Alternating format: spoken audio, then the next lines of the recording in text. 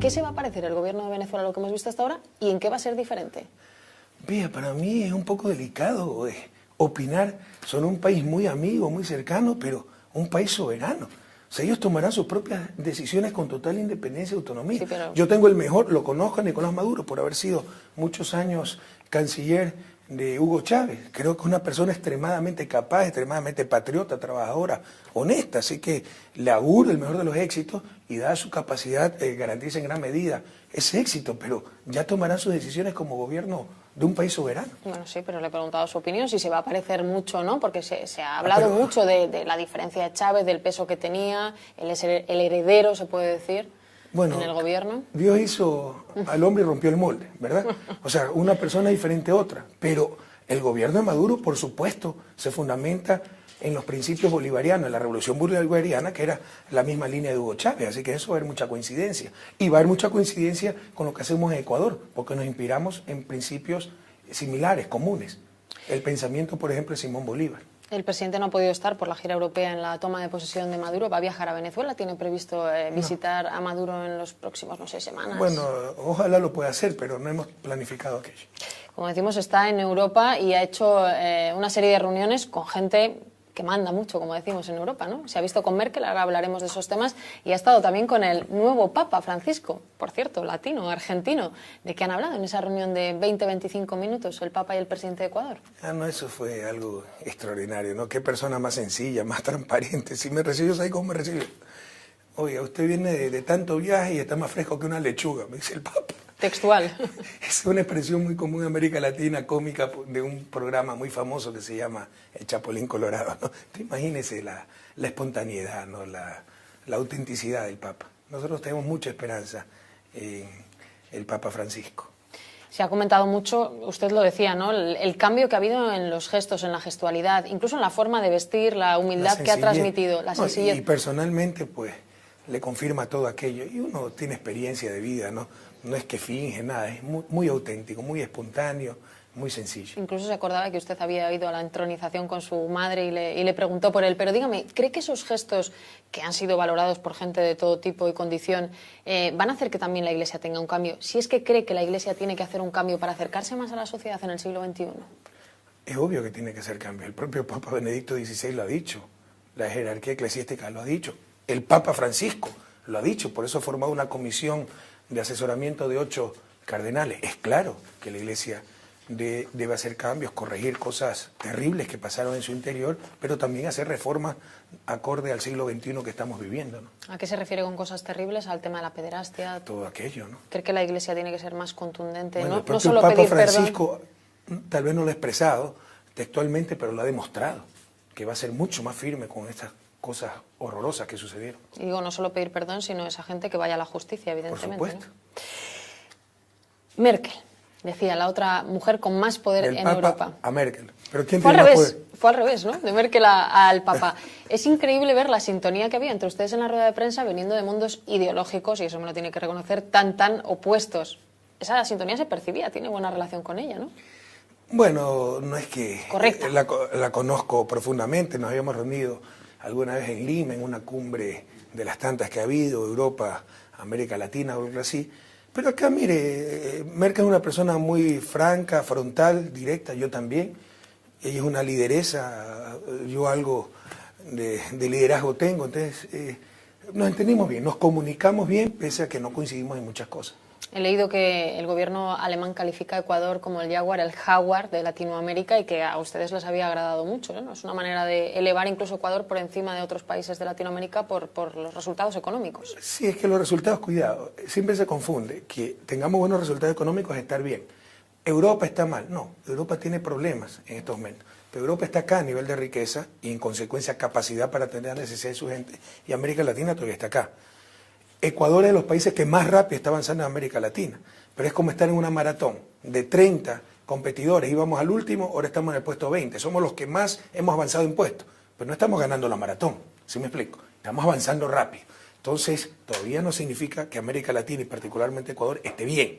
pero al menos ya hemos empezado y en el camino correcto y a la velocidad adecuada. Siempre se puede ir más rápido. Es verdad que hay muchos datos que así lo confirman, el crecimiento que ha tenido Ecuador en los últimos años, instituciones de todo tipo, incluso del Fondo Monetario, que ha mejorado la presión de crecimiento, a pesar de que falta que algunos de sus colegas lo reconozcan. No, no lo digo porque usted es muy duro con él. No, yo le insisto, los datos son los datos. Con el Fondo Monetario usted ha sido muy duro. Algunos de sus colegas en Ecuador, porque ni con él, ni a pesar de eso. Bueno, yo no le digo a nadie lo que tiene que pensar, pero el Fondo Monetario, usted ha sido muy duro con ese tipo de políticas y Merkel de alguna manera simboliza la política de la austeridad. Desde luego aquí en Europa es la que impone, ¿no?, eso. Y ahí sí que chocan frontalmente con lo que usted dice. Eso le he dicho y con todo respeto, estoy totalmente en desacuerdo con esa clase política y realmente me preocupa que Europa, para enfrentar su crisis, cometa los mismos errores que cometió América Latina. Por favor, revisen la crisis de la deuda de América Latina a inicios de los 80.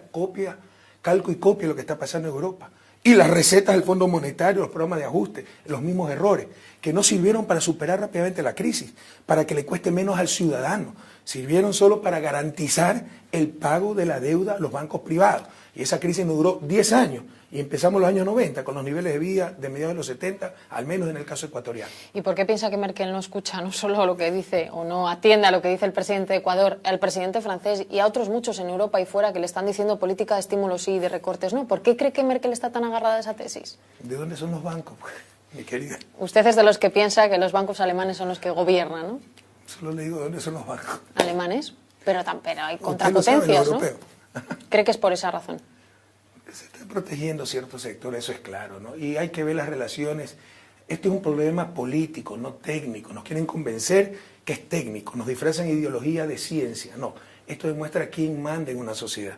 Y lastimosamente la sociedad del siglo XXI, no estoy criticando gobierno, peor aún, presidentes, etcétera. Estoy criticando sistemas. En el sistema imperante del siglo XXI no manda el ser humano, manda el capital y sobre todo el capital financiero. ¿En todos los continentes?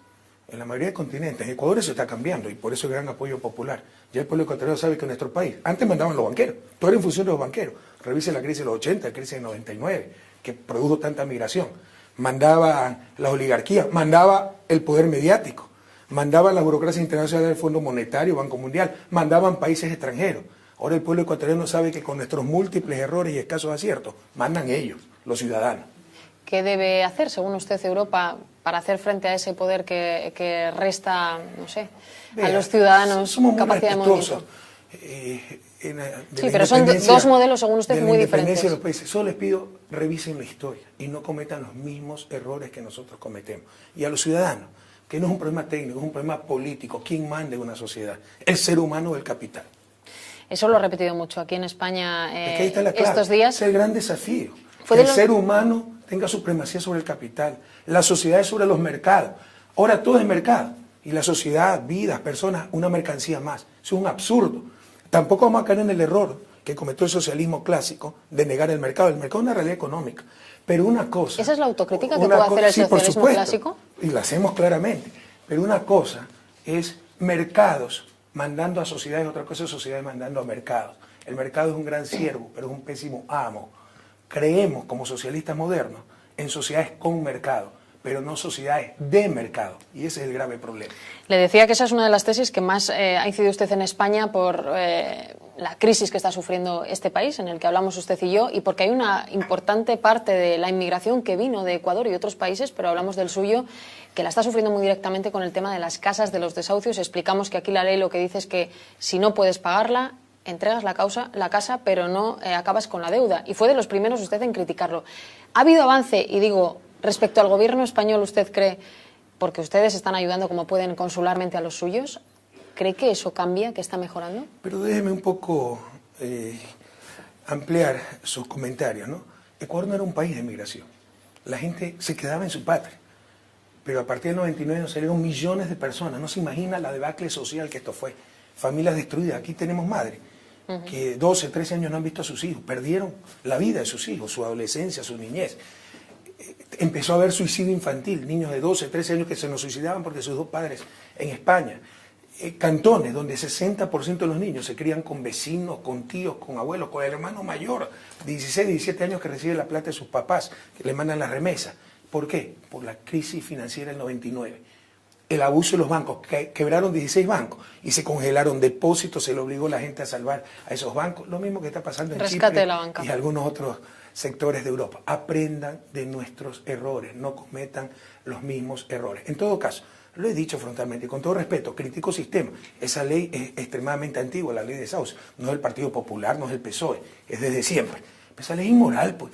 El riesgo debe caer sobre el capital, a lo sumo ser compartido. Pero aquí todo el riesgo cae sobre los seres humanos, pero no solo eso, ¿no?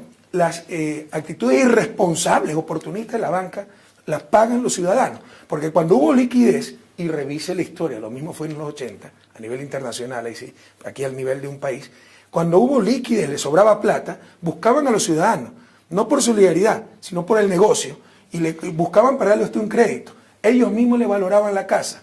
Su casa vale 300.000 euros, la burbuja. Le presto 350.000 para el coche, para los muebles, porque me sobra plata, no porque usted me cae bien. Viene la crisis, se desploman los precios de las casas, la gente pierde su trabajo, es deudora de buena fe, no de mala fe. Y bueno, tiene que dar su casa. Ya qué dolor por una familia entregar su casa. Pero la casa vale 50.000 euros y me queda debiendo los otros 300.000. Es decir, me quedo sin casa y endeudado de por vida. Con todo respeto, yo no estoy criticando gobierno, estoy criticando sistemas. Sí, pero... Eso es inmoral y criminal. Y lo diré cuantas veces sean necesarias.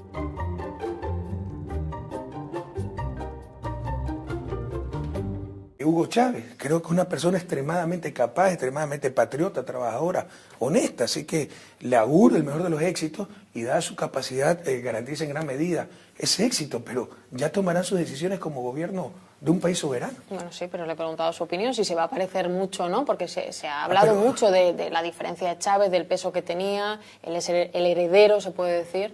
Bueno, Usted no ha podido estar por la gira europea en la toma de posesión de Maduro, va a viajar a Venezuela, tiene previsto visitar a Maduro en los próximos, no sé, semanas. Bueno, ojalá lo pueda hacer, pero no hemos planificado aquello. Como decimos, está en Europa y ha hecho una serie de reuniones con gente que manda mucho, como decimos, en Europa, ¿no? Se ha visto con Merkel, ahora hablaremos de esos temas, y ha estado también con el nuevo Papa Francisco, por cierto, latino, argentino. ¿De qué han hablado en el gobierno? Dios hizo al hombre y rompió el molde, ¿verdad? O sea, una persona diferente a otra, pero el gobierno de Maduro, por supuesto, se fundamenta en los principios bolivarianos, en la revolución bolivariana, que era la misma línea de Hugo Chávez, así que eso va a haber mucha coincidencia. Y va a haber mucha coincidencia con lo que hacemos en Ecuador, porque nos inspiramos en principios similares, comunes. El pensamiento, por ejemplo, de Simón Bolívar. El presidente... ¿Qué se va a parecer el gobierno de Venezuela a lo que hemos visto hasta ahora y en qué va a ser diferente? Mira, para mí es un poco delicado opinar. Son un país muy amigo, muy cercano, pero un país soberano.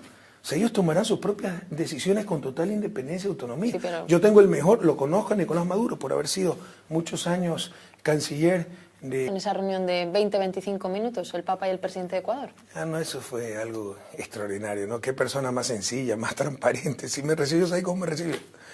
Oiga, usted viene de tanto viaje y está más fresco que una lechuga, me dice el Papa. Textual. Es una expresión muy común en América Latina, cómica, de un programa muy famoso que se llama El Chapulín Colorado, ¿no? Imagínese la espontaneidad, ¿no?